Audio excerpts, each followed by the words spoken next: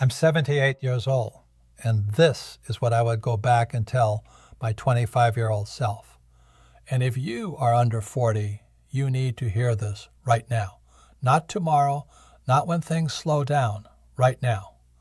Your school lied to you about money. Your paycheck is not your friend. And every year you wait, somebody else is getting rich on your money.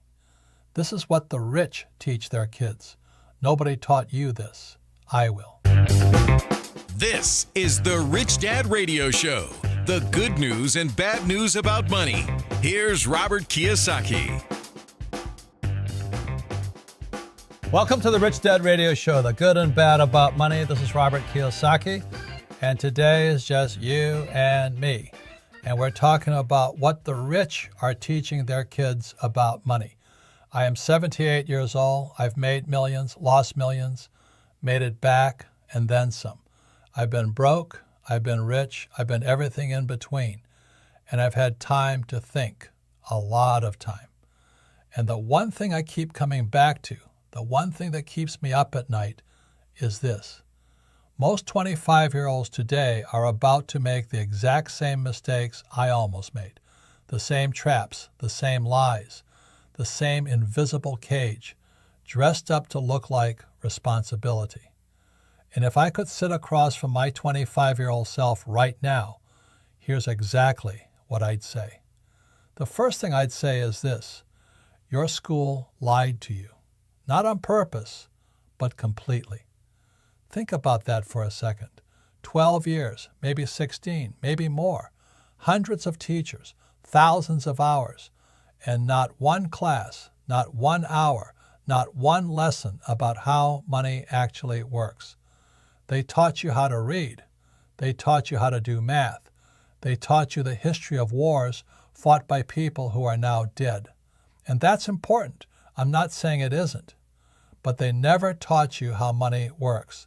They never taught you what a cash flow statement is. They never taught you the difference between an asset and a liability. Not once. And people get angry when I say this. They say, Robert, that's not fair. Teachers are doing their best. And maybe they are. But here's what I know. The system wasn't designed to produce investors. It was designed to produce employees.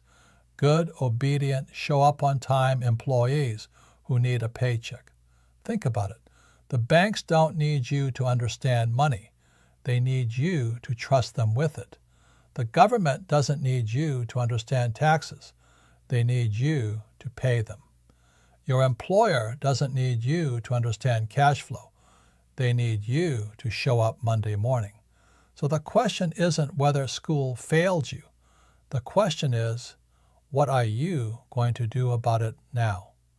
Because here's what nobody told me at 25. The education you got was designed to serve someone else's financial future, not yours. My poor dad believed in school. He went, he studied, he got the degrees, he got the good job. He worked hard his whole life, and he died, still worried about money. My rich dad never trusted what school taught about money. He taught himself. He asked different questions. He built assets. And that's the difference. Not intelligence, not luck, not connections. Two different educations about money. One of them produces employees. The other produces investors. And school only teaches one of them. Now, that's the lie. But the lie has a partner, because most people figure out the lie eventually. They wake up, they start to question it, and then they fall into the second trap. And this one is worse, because this trap feels like safety. The second thing I'd tell my 25-year-old self is this: your biggest enemy is not your boss, it's your paycheck. I know, that sounds wrong. The paycheck is what pays the rent. The paycheck is what feeds the kids. The paycheck is what makes the car payment and keeps the lights on. How can the paycheck be the enemy? Because of what it does to your brain. Every month that check arrives and you relax. You pay the bills. You maybe put a little away, and then you wait for the next one, month after month, year after year.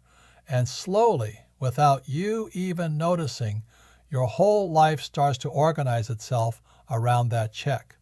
Your lifestyle grows to match it. Your spending grows to match it. Your debt grows to match it. And before you know it, you can't live without it. That's not freedom. That's a leash with direct deposit. My poor dad had a great paycheck his whole life. Steady, reliable, government job, benefits, pension. By every traditional measure, he was doing it right. He died broke.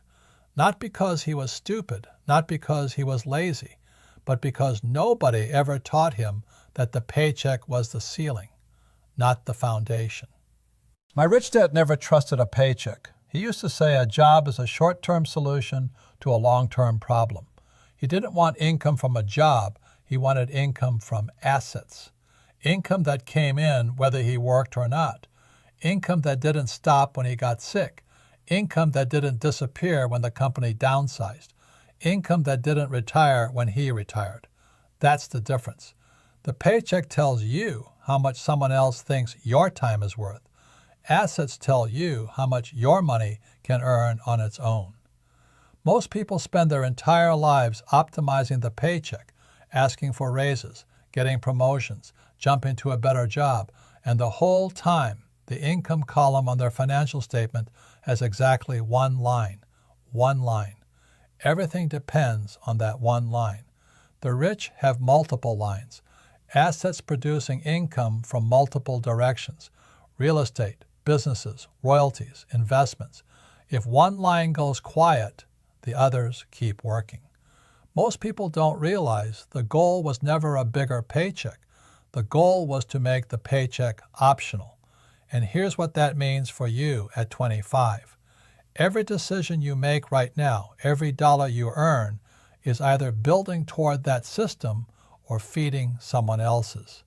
But before I get to how you build it, there's something you need to unlearn first, because the way you were taught to think about debt is completely wrong. We've been talking about the paycheck trap, the system that trained you to need a job, and why poor dad's great salary still left him broke. But here's what's coming next. The one financial concept the rich use every single day that your school called dangerous: debt. Not the kind that's destroying you, the kind that's making them rich. And if you don't know the difference, you are already on the wrong side of it. Most people hear the word debt and they cringe. They think collection agencies. They think stress. They think danger. That's what they told you. Stay out of debt. Pay off your bills. Save your money. That's the advice. That's the program. That advice will keep you poor.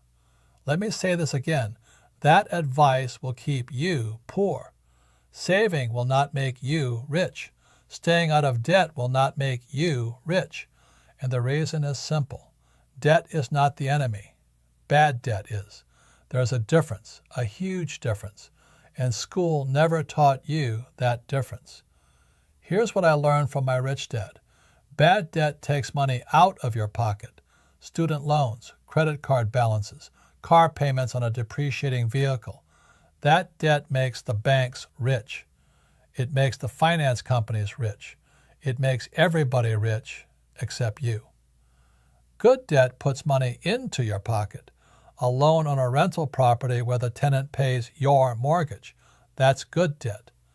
Debt to build a business that generates cash flow. That's good debt. Debt used to acquire an asset that produces income whether you work or not. That is the tool the rich had been using for generations.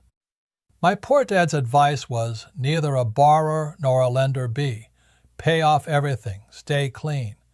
He followed that advice his whole life, and he died struggling. My rich dad said, the rich use debt to win. The poor and middle class use debt to lose. Same tool, two completely different outcomes. The difference is not the debt. The difference is what you buy with it. Think about it. A 288-unit apartment complex. Millions of dollars borrowed from the bank. Tenants paying the mortgage every single month, plus profit.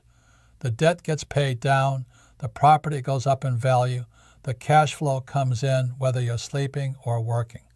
That is good debt doing exactly what it was designed to do. But here's what nobody tells you at 25. You have to be educated enough to use it correctly. Debt is like a loaded gun. Respect it and it protects you. Ignore it and it destroys you. Most people never learn that, so they avoid debt completely, or they use it to buy liabilities and wonder why they're always broke. That's the difference.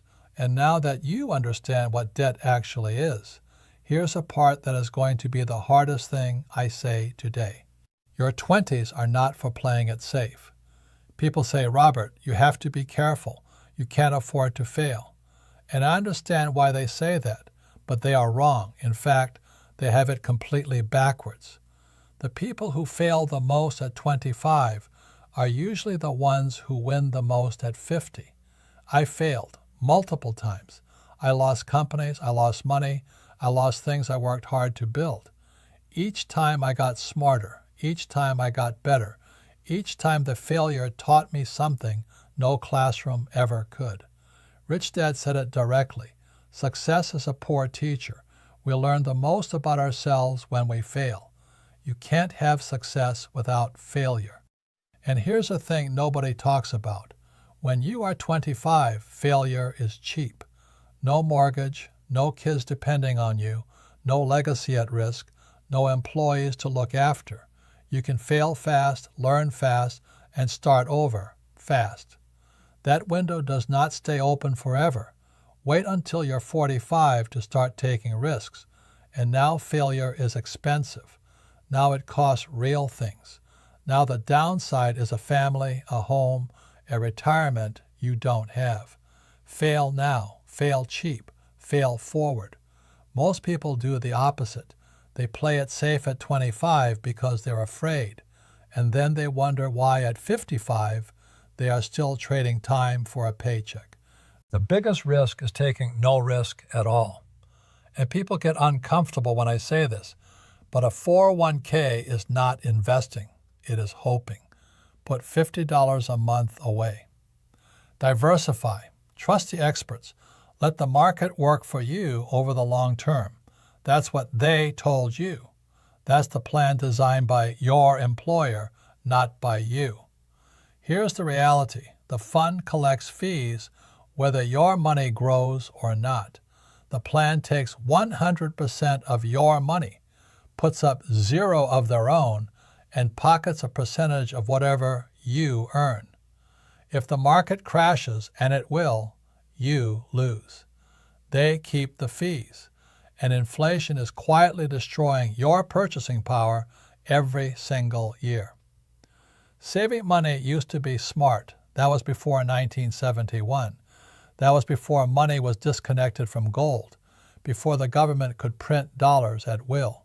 Today, savers are losers, not because saving is wrong as a habit, but because the dollar you save today buys less tomorrow, and less the year after that.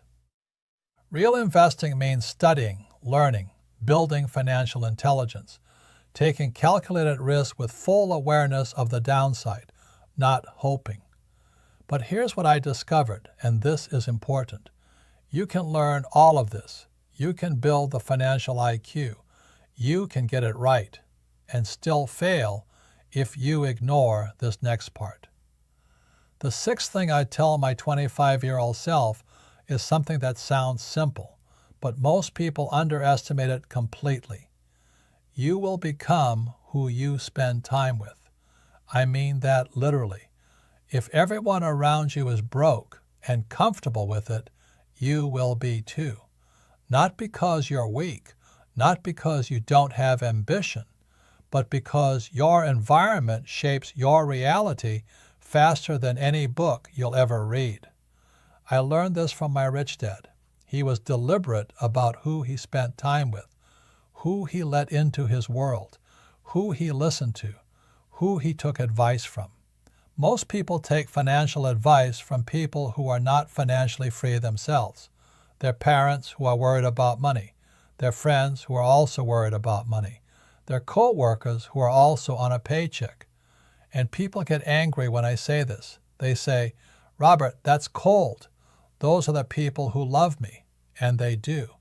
But love and financial wisdom are not the same thing. Your network is your net worth, literally. The people you spend the most time with will determine the ceiling of your ambition, the quality of your financial decisions, and whether any of the lessons in this episode actually change your life. Find people who are doing what you want to do. Study them. Read what they read. Get as close as you can. Your rich dad doesn't have to be a blood relative. Mine wasn't. He was my friend's father, a man who saw in me a student who wanted to learn. That one relationship changed everything. Most people never find that relationship because they are too loyal to the wrong environment. Change the environment, change the outcome. And that brings me to the last thing I'd say, the one that costs people the most, because it's invisible, and it compounds every single day. We've covered the school lie, the paycheck trap, why debt isn't your enemy, bad debt is, why your 20s are the cheapest time to fail, and why your environment will determine whether any of this actually changes your life. But here's what nobody talks about. The thing that has been quietly working against you every single day you waited. It has no invoice, no warning, no moment where you feel it hit, but it compounds every single day. And by the time most people see it, years are already gone. There is no right time to start. People say, I'll start investing when I have more money. I'll build the business when the kids are older. I'll learn about money when things slow down. That's what they tell themselves, and the years go. I wasted time waiting for the right moment. I know what that cost. I can measure it. Every year you wait to build assets, compound interest is working for someone else. Not someday, right now, every single day. Think about it. $1 invested at 25 has 40 years to work. That same dollar invested at 45 has 20 years. Same dollar, same investment, completely different outcome. The difference is not intelligence, not income, not opportunity. The difference is time. And time is the one thing you cannot buy back. Most people don't realize the cost of waiting because they can't see it. It doesn't show up on a bill. Nobody sends you a statement that says, here is what your delay cost you this year.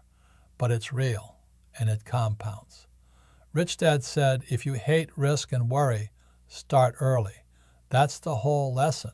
That's all of it. Starting is not about having money. Starting is about changing how you think about money. Every dollar you earn right now is a decision.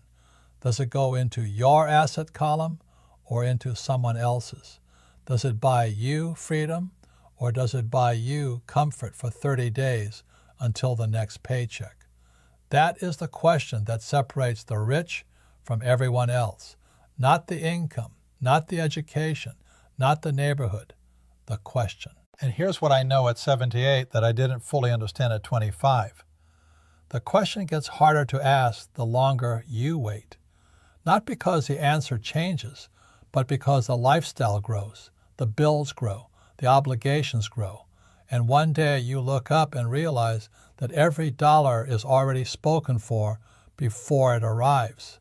That is the trap, and it is almost impossible to escape once you are fully inside it. Start now, not Monday, not January, not when the market settles or the kids graduate or the timing feels right. Now. The next 10 years of your life will set the foundation for everything that comes after. Build it wisely. I'm 78 years old. I don't say any of this to scare you. I say it because nobody said it to me when I needed to hear it, except my rich dad. Your school won't say it. They were never taught it themselves. Your employer won't say it. It's not in their interest. Your bank definitely won't say it. They profit from your confusion. So I will. Here's what I know. The people who are financially free at 60 were not smarter than everyone else at 25. They just asked different questions. They built assets instead of managing expenses. They used debt as a tool instead of a trap. They failed early and learned fast. They changed their environment, and they started before they felt ready. That's it. That's the whole education. Not complicated, just different. And once you see the difference, once it really lands, you can't unsee it. The cage looks different when you know it's a cage. And knowing is where it all begins. Thank you for your time. Thank you for caring about your future. Thank you for understanding that you are the only one who cares about taking care of you. Take care.